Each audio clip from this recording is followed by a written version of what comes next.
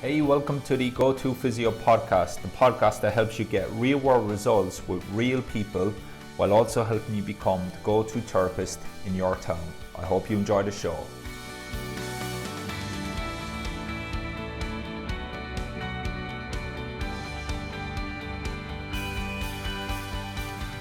Hey, welcome to the Go-To Physio podcast. My name is Dave O'Sullivan and you're very welcome to the very first episode. Now, over the coming episodes, we're going to go on a journey to specifically help you get real world results with real people while also building your reputation as the go-to therapist. So if you know anything about me by now, everything that I teach, I'm obsessed with implementing it in the real world, because unless we take action and implement, we're not going to change or we're not going to get results.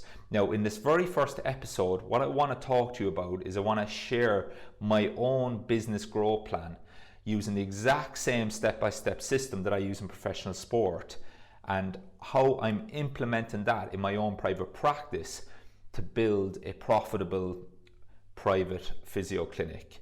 Now, over the coming episodes, we're going to give you some strategies, some actionable strategies that you can implement to contribute to getting these results. But also there's going to be some episodes that we're going to focus on critical thinking. Now, critical thinking is very important, where we can understand the higher level strategies.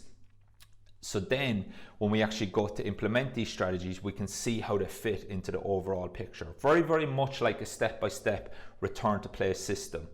Now, in this clinical system, okay, it is laced with intentional things that I'm going to do that I've taken from my 10 plus years of working in professional sport to ensure that my patient can ethically get long-lasting, meaningful results, okay? And that's at the forefront of everything I do, at the forefront of my business plan. It's all about the pure 100% focus on getting that patient long-lasting results, not just short-term changes, not just feeling good when they walk out the door or for a few days later, but actually to get long-lasting results. Now, what I see a big problem with is a lot of therapists who I talk to initially before they come on my mentorship is they'll say to me, Dave, look, I'm struggling to grow my business. Some weeks I've got 10 people in, some weeks I've got 20.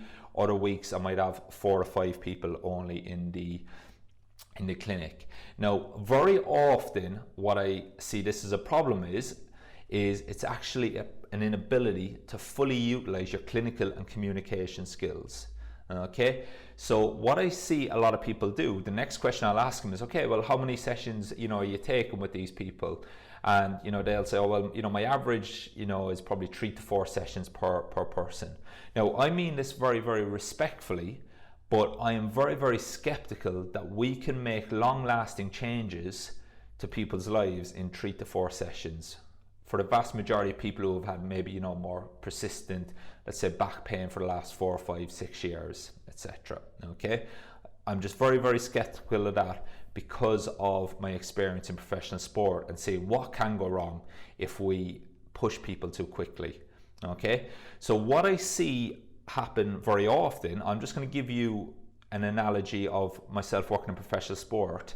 This will be the equivalent, and I think this is happening a lot, is that, let's say for instance, one of my professional athletes, they've got a grade 2 hamstring, okay?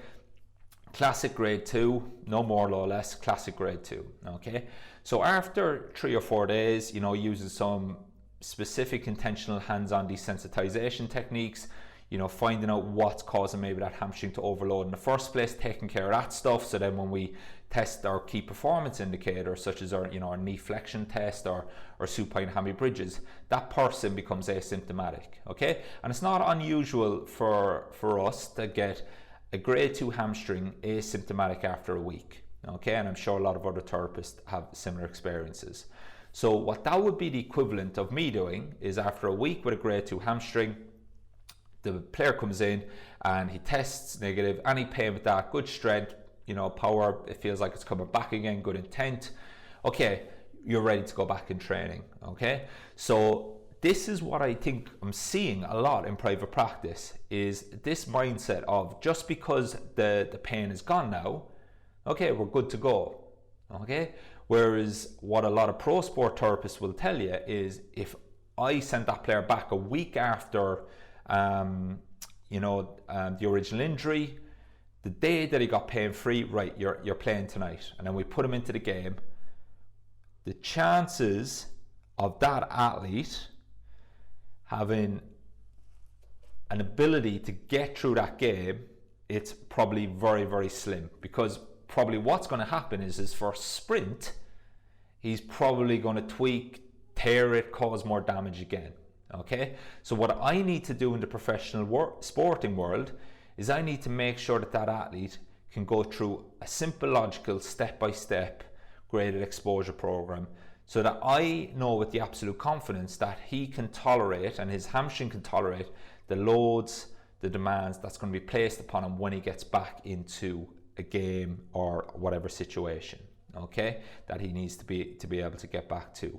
So just because someone's pain-free on the bed or in the treatment room does not necessarily mean that they're ready to tolerate the demands that they need to be able to tolerate, okay, in real life. And that's why I think a lot of people they'll see on a day-to-day basis, where you may get someone pain-free as they leave your clinic, but lo and behold, minutes, hours, a week later, that pain returns, okay? And that, to me, I would interpret that as we just have not got that graded exposure to that low tolerance right. So for me in the clinic, my job and duty, it's not just to take care of the symptoms, but it's also to have the confidence to discharge that patient, knowing that they not only have the confidence to go back to things that are meaningful to them, but that they can build resilience and they can thrive. Now, I know there's going to be one or two people saying, yeah, but in private practice, people are paying, they can't afford it, etc. I'm going to come to that later on, okay?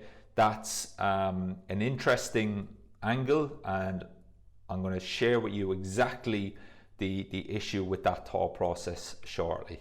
So I've got 7 steps in my business growth plan, and these are the 7 steps that I am obsessed with, okay, in terms of mastering, because I know if I can get long-lasting results with patients and I can make meaningful impacts on their lives, then I'm probably not going to have any issues getting word-of-mouth referrals, those patients coming back to me again, those patients telling their friends and family about me, most importantly, those people having the confidence to tell their friends and family and have confidence in me to help them. Okay, because if we all say, we expect word-of-mouth referrals, or we'd love to get word-of-mouth referrals, let's take it from the patient's point of view. That patient is telling someone else to go see you, that to pay you 50, 60 quid to expect a result. It's quite embarrassing for that person if they send them to you and you can't help that person, okay, because they've spent some money with you, they're giving you £50, they expect a return of €50 or $50, okay? So my point with this is, that patient has to have confidence in you that you can help other people as well, okay? So if we bring it back to that 3 or 4 sessions in, I'm sure that person felt, pretty good after the session, but what happens when they go into the real world, when the real life, real stress, kids, lack of sleep, increased respiratory demands, what happens when all of that sets in, okay? And I'm very, very skeptical that for the vast majority of people that we can truly bring them up to that tolerance of load that we need to within that 3 to 4 sessions. Now, if you work in the public healthcare setting and you are completely hands tied due to due to shortages, etc., then yeah, I sympathize with that, okay? And that's a slightly different problem, which we can still bring the step-by-step system into, but for the private practice patient, okay, this is something that we can affect. Okay, so my business growth plan, step 1 is I want to have clarity on what the true problem is that caused those symptoms in the first place. Now, I'm not talking about what the diagnosis is, but what actually caused that area to overload, to work, maybe a little bit too much, that caused the pain experience in the first place. But not only that, I want to know the solution, which is the treatment plan that I need to do to get that person back to the meaningful outcome, whatever they wanted to get back to in the first place. Okay, so that's very, very important. Now, how we do that, that's covered in depth in my 12 steps in my book, the Go-To Physio book. If you want to know more on that in depth, then please go to the go2physio.com/book, and you'll be able to pick up the Go-To Physio book there, or we'll be covering those 12 steps more in depth in future episodes, or we'll also have them in blogs in the go2physio.com/blog. So how we get the clarity, okay, is my step-by-step system, okay, my clinical step-by-step system, but come back to my business growth path step-by-step system.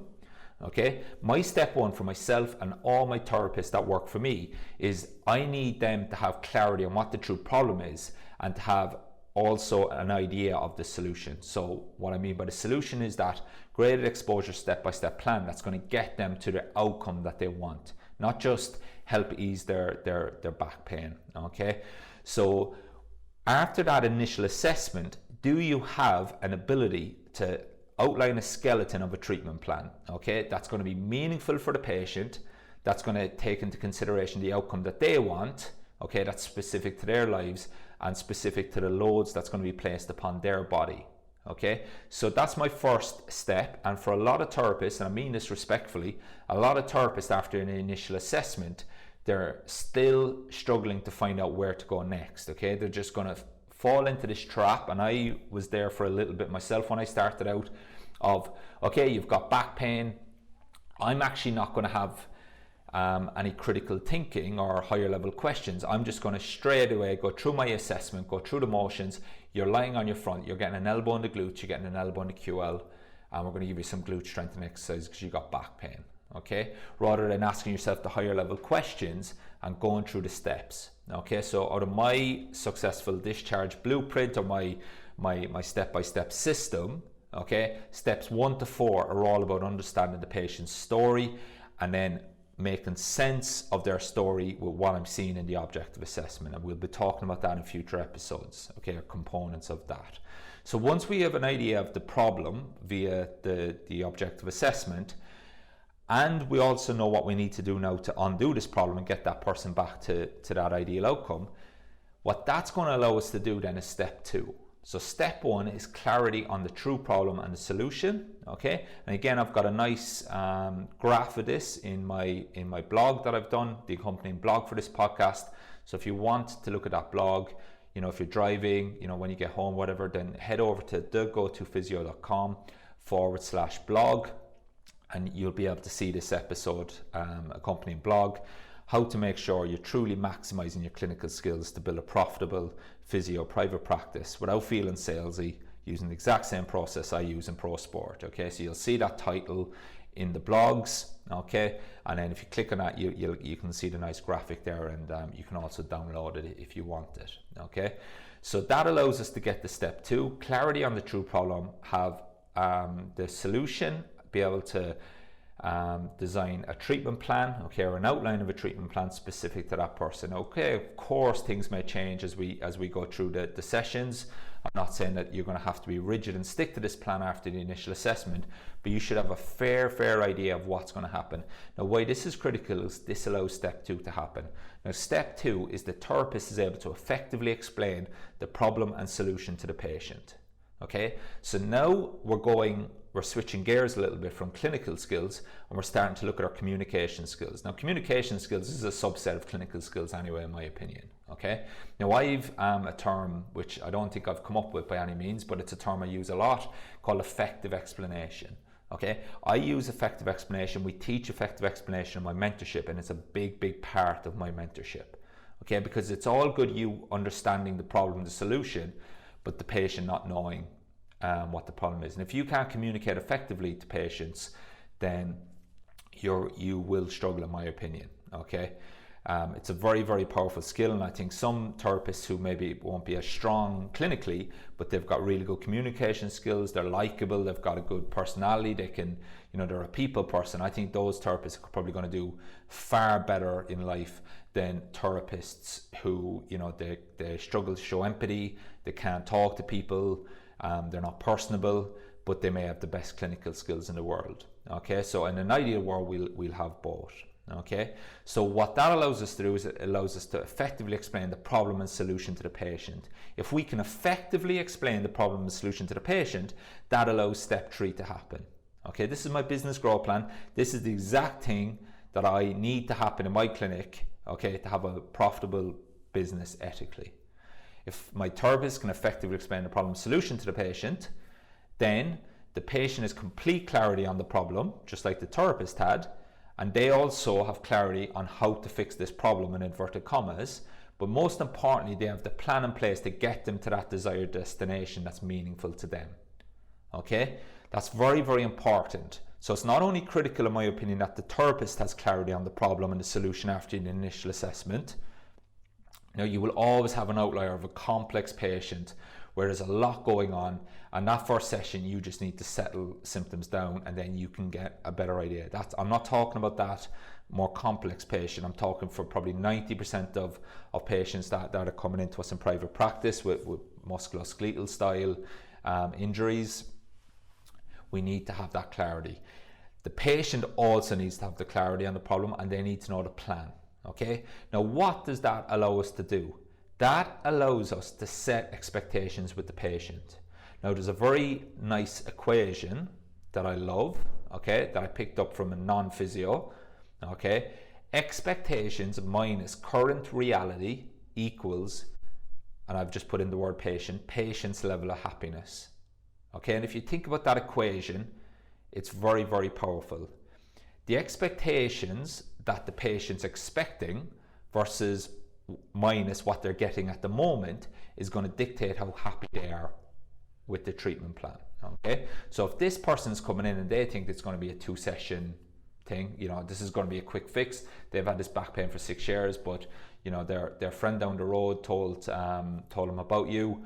You know, said you're really good. Okay, you know, he sorted my ankle sprain out in 2 sessions. You know, he or she'll be able to help you out. If they think it's going to take 2 sessions, and you obviously know, look, they've had this for six years, this is probably going to take, you know, 6, 7, 8, 9, 10 sessions. Okay, after 2 sessions, if they don't feel a massive change in symptoms or they don't feel a massive progress, the expectations that they're expecting versus their current reality now, it's probably going to equal a very unhappy patient. So I hope you see the power in this. This ability to have clarity on the problem, effectively explain it to the patient so they have clarity, it allows us to set expectations. Okay, and I think setting expectations in the initial assessment is critical. Okay, in going back to the professional world, professional sport world, I get a guy with a hamstring issue. I've had coaches text me all sorts of times, even when I'm consulting now with teams, I've had coaches text me, how long? Okay, that's all they want to know. Okay, so for professional sports physios, this is our bread and butter. Okay, so again, and this is the part that's a little bit hard. Okay, but obviously the value of having a step-by-step system is that it allows us to control the chaos. The ability to have this system allows us to control the chaos that's going on with an injury, especially in professional sport. So what we need to do, okay, injury comes, we need to set expectations. Look, it's a grade 2 hamstring. You know, obviously we're going to go as aggressive as we can, but also where we need to respect the pathology. We're going to find the true cause of it. We're probably looking at about, you know, 3 to 6 weeks here. Okay. So what we've done is we've set expectations for that person. Okay. Think about now, we haven't spoke to the coach or we haven't spoke to the player. This guy's got this hamstring injury. Okay, he's got no real idea of what he needs to do to get back. He just thinks, oh, you know what, this is starting to feel better already. I'm going to be ready to play it next week. Next week comes, okay, you didn't set expectations with the coach and the player. The player's like, why aren't I playing? The coach is like, why aren't I playing? You're not going to have a very happy coach, or you're not going to have a happy athlete, a patient, whatever you want to call him. Okay, so I hope you see the point I'm making here. We have to set expectations, and we have to offer, in my opinion, some kind of prognosis of how long it's going to take. But not only how long it's going to take, is what we have to do on that journey. Okay, because if you said to someone, oh, it's going to take 6 weeks or 6 sessions to get you back, their initial thing is, oh my God, 6 sessions? Whereas actually, if you explain the step-by-step process that you have to go through to make sure that this problem doesn't come back again, and you get them to that outcome that's meaningful for them, and then you tell them it's 6 sessions, they can actually see logically then, okay, well actually this is going to take a little bit more longer than I expected. So we alter their expectations, and then as they progress, okay, their current reality hopefully is going to match the expectations. We're going to have a much better patient. Okay, so we need that step 3. That's critical in my business growth plan. Okay, once we have step 3, that allows step 4. Step 4, the patient adheres to their exercises, the patient buys into the full treatment plan. Okay, they get buy-in, okay, they complete the treatment plan even when the symptoms have eased, okay, to get long-lasting changes. Okay, so just because, again, remember, the symptoms have eased, we still need to make sure, and in my opinion, these next 2, maybe 3 sessions when the pain's gone, these are the most important ones to make sure that that pain doesn't come back again, that we give them the great exposure that they need. Hey, I hope you're enjoying today's show. For more clinical content and tips to help you implement this content in the real world, please visit go-to-physio.com for more information, including my 6-step patient adherence checklist, which you can download for free. And also there's more blog content that helps you implement this stuff in the real world. You'll also find links to my YouTube show, the Go-To Physio show, as well as lots of more information to help you become the go-to therapist, helping real patients get real results in the real world.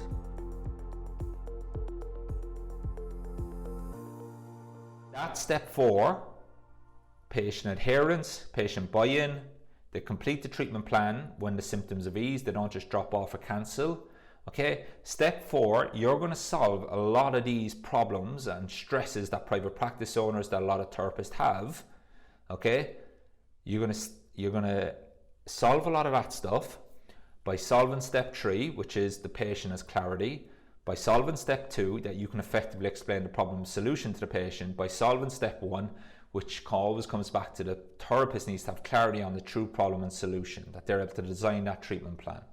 Okay, in my 2-day refresher course recently for my mentorship students, we had a 2-day refresher course every few months, a few times a year. Anyone who's on my online therapist mentorship, they have an opportunity to come to Huddersfield. We do them in Ireland, where we've got big plans to do them in America, and Australia, New Zealand this year as well. But what we did a lot of in that first session, which it was a big eye-opener for me, which is why I'm talking a lot more of it now, is from that initial assessment, I started to map out in my head where we were going with the treatment plan after sessions 4, 5 and 6.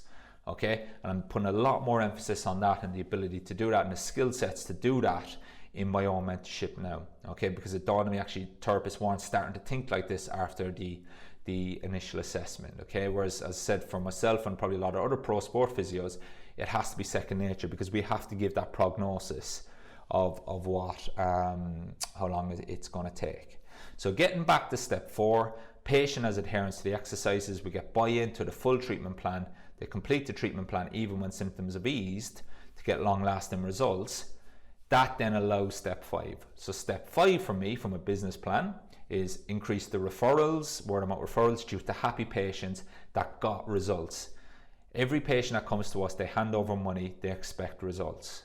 Okay, and there's a lot of people that have cancellations, no-shows, etc., due to the patients not feeling like they got value, not feeling like they got results. Okay, so that's one of the big parts. That's my strategy. One of my big strategies to increase referrals. How do I want to increase word of mouth referrals? I want to increase word of mouth referrals by having happy patients that get long-lasting results. That I want patients that have got long-lasting results, that have the confidence in myself and confidence in my therapists to send their friends and family, because they want them to experience the meaningful impacts that we've been able to help them achieve through that step-by-step system and building resilience for them. I want to increase retentions. So step 5, increase referrals due to happy patients that got results. Increase retention due to patients having confidence in you as a therapist to help with other problems that maybe come up in their life, that show up, months, years later. I want to increase my revenue ethically due to decrease cancellations, decrease drop-offs, and increase consistent results. So again, if we've got a patient, okay, that, you know, brand new patient, and we take 3 or 4 sessions with them, they felt okay originally, you know, they say, oh, how did you find Pro Sport Physio? Yeah, they were okay originally, but you know, the pain came back again after a few weeks. I would go stir crazy with my staff. They know that's exactly what I don't want. Okay, we make a promise to people that we will strive to find the true cause of the problem and design a treatment plan to get long-lasting results. Not we'll, you know, ease your symptoms and then they're going to come back in 2 weeks' time. Okay, so I want to deliver what we say we're going to deliver. Okay, I think that's very, very important. Now, the mistake at step 5, increase referrals, increase retention of patients, increase revenue. Okay, a lot of that stuff I see a big mistake where therapists are trying to solve these problems with business skills initially, when actually they have a clinical skill issue. Okay, the main clinical skills that they're lacking is having clarity on the true problem, or not having that step-by-step system in place. Because if there's a clarity on the step-by-step system, that allows them to effectively explain the problem. It allows the patient to have clarity. It allows the patient to adhere to their exercises, to buy into the treatment plan, and to follow the full treatment plan even when symptoms ease. That allows step 5, increase referrals, retention, revenue. Now, as you get bigger, okay, your clinic gets bigger, and you maximize these skill sets, sure, then we bring the business skills into it. So again, please don't misunderstand me. I'm all for business skills. I invest a lot of money to learn business skills. Okay, I think it's very important, but at the forefront of everything I do, it's clinical skills and communication skills are the backbone or the foundation of everything I do. And I personally don't think the vast majority, 99% of therapists, I don't think are maximizing their clinical skills to help their businesses grow. Okay, I think they're getting distracted with shiny new tactics such as Google AdWords, Facebook, stuff like that, when they haven't maximized their resources that is right under their nose. Okay, so if we have step 5, we've got increased referrals, retention, revenue due to decreased cancellations, drop-offs, unhappy patients. We've got increased consistent results. That allows step 6. Step 6 is a fully booked go-to therapist that allows them to maximize their clinical skills to build a reputation as a go-to therapist. So now if you've got 4 new patients or 2 new patients a week, and instead of patients dropping off at 2 or 3 sessions in, they're actually staying the course of the treatment plan, which might be 4, 5, 6 sessions, 7, 8, 9, 10, depending on the situation. You're always adding new patients. But not only that, you're getting results. So these people that you're discharging are going to have confidence in you as a therapist to actually tell their friends and family about you. And I think that's very, very important.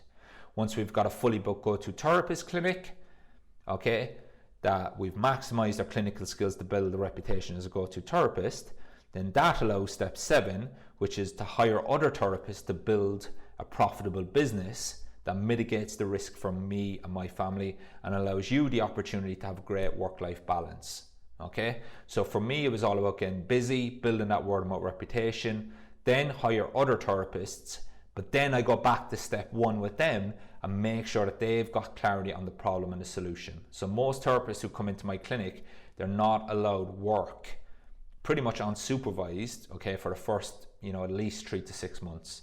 Okay, I am obsessed. I'm a little bit of a control freak with new people coming in treating our patients because my clinic's reputation is everything to us. Okay, so when people, new therapists do come in, we are looking at every single treatment plan, and we're doing a lot of work with them on clinical reasoning skills, which is another subset of that 12-step system, to make sure that they always know where to go next with the patient.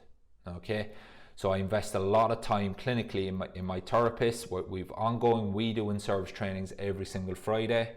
Every single Friday we have a 1 hour clinical skills, and then the other hour is the team. Okay, because I think your admin team are very important in the patient's outcome.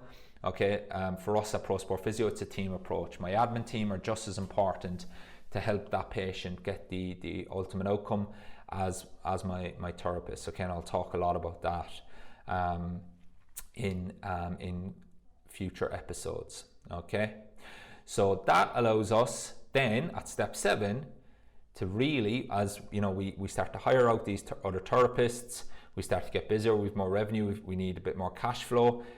That's then where we really need to start utilizing our business skills, and we need to then master the business skills. Okay, and that's where, you know, I think I'm on my journey now. Is I'm making sure first and foremost that all therapists working for me have the clinical skills and the communication skills, and then obviously myself now, I'm continuing to improve my step-by-step system. I don't think I'll ever stop learning or trying to refine that. And you know, I was talking to a therapist with a return to play course in Edinburgh last week, Colin, who's a sports therapist on my mentorship. He was on my mentorship in 2015, and I remember he was very skeptical of coming on. He was like, who's this guy? But he seems to be kind of talking the same language that I'm talking. He even said my mentorship is a bit expensive, but he said, look, I'll give it a go. And he came on. He's doing really, really well now implementing this. And what he said to me at the course on last Friday was, you know, I can't believe how, you know, obviously the structure, the step-by-step system stayed the same, but you know, the skills or the strategies and the techniques that we're using now, you know, it's changed quite a bit, you know, compared to 2015, and it's always evolving. It always will evolve, and I'd be disappointed if my mentorship didn't continue to improve. And all we're doing there with that is, you know, we're still trying to achieve the same thing, which is get to the next progression, but we're just working smarter, not harder. That's all it is. Okay, so that's the first episode. I wanted to give you my business growth plan. That is my plan. It's my business growth plan. Okay, so if someone says to me, how are you going to build a profitable business? Step one, clarity. The therapist having clarity on the true problem, myself and my therapists. The therapist to effectively explain the problem and solution to the patient. Step three, the patient having complete clarity on the problem and knowing the steps that they need to do to fix that, to make it meaningful for them. Next step, the patient adhering to the exercises, patient buying into the treatment plan, completing the plan even when the symptoms have eased. Step five, increase referrals due to happy patients that get results, and also those patients coming back to us again because of the results they've got that's made meaningful impacts in their lives. Increase the revenue due to decreased cancellations and drop-offs because we've got happy patients, because we set expectations initially that match their current reality. Okay. Step six, a fully booked go-to therapist clinic that allows us to maximize our clinical skills to build a reputation as the go-to therapist. And a lot of my therapists in the clinic now, they have their own word of mouth reputations. You know, it's this clinic that I have now, it's not built on my word of mouth, although I still get a lot of people asking to see me. We get a lot of therapists, a lot of patients asking to see the other therapists as well, because they've built up their own word of mouth reputations. And then step seven, hire other therapists to build you a profitable business that mitigates your risk for you and your family. Because ultimately at the end of the day, look, you know, you're working really hard at the moment, you love what you do, but it's not sustainable to be seeing 60, 70 people are working 60, 70 hours a week. You know, as the business owner, yeah, sure, you might be doing that, working on the business, etc. But to do that clinically, you know, I think it's very, very taxing. And if you can get someone else in and you can go through that step-by-step system with them, and you know, you're able to go on holiday and you've got income coming into the clinic while you're away on holiday, or you know, God forbid anything did happen, then you know, I think that's very, very important to allow you that financial freedom. Okay, so there you have it. I've revealed for the first time a business growth plan. What we're going to talk about in future episodes, we're basically going to go into that business growth plan. We're going to talk about different steps in a lot more detail, and then I'm going to give you some of the strategies that we implement in our own clinic, and that, you know, that therapists in the mentorship all over the world are implementing. We're just going to spark some ideas and help you get some real world results. Okay, so head over to the go2physio.com, head over to the go2physio.com/book if you want to pick up my 12-step return to play book. That's the first step. Okay, clarity on the true problem and solution. That'll give you an idea into my treatment plan, my step-by-step graded exposure. Or head over to the go2physio.com/blog. You'll see the accompanying blog for this episode. You'll also see the patient adherence checklist. Okay, so there's some checklists there for step 4. Okay, to get to step 4. There's also the YouTube. We've got the Go-To Physio Show YouTube episodes where there's clinical business information there. We've also got, as I said, the podcast. We've got loads of resources in the blog. Okay. Thank you for joining me in episode 1 of the Go-To Physio podcast. Today's episode was more of a critical thinking, an overview of, maybe the strategies rather than the tactics of exactly what we're going to do this. We're going to talk a lot more about those in future lessons, as well as clinical content that's going to help you get your patient to that meaningful result, long-lasting result as well. And we'll also talk to other therapists who are, some therapists who are taking that first step now as they've come on the mentorship. Some people are halfway through, and some people who've come out the other side of it and are also experiencing very successful, not only reputations, but also they are now starting to build their own Go-To Physio clinics. Once again, my name is Dave O'Sullivan. Thank you very much for your attention today, and I'll see you on the next episode of the Go-To Physio podcast. The podcast that helps you get real world results with real people while building that reputation as the go-to therapist. Speak to you soon. Hey, I hope you enjoyed today's show. For more information, please visit www.thegotophysio.com, where you can download my 6-step patient adherence checklist absolutely free, as well as read the accompanying blog that goes with today's episode. We've got lots of cheat sheets and clinical content to help you implement to get real world results with real patients that ultimately helps you become the go-to therapist and allows you to build a profitable, busy private practice or become that go-to therapist in professional sport. I'll speak to you soon on the next episode.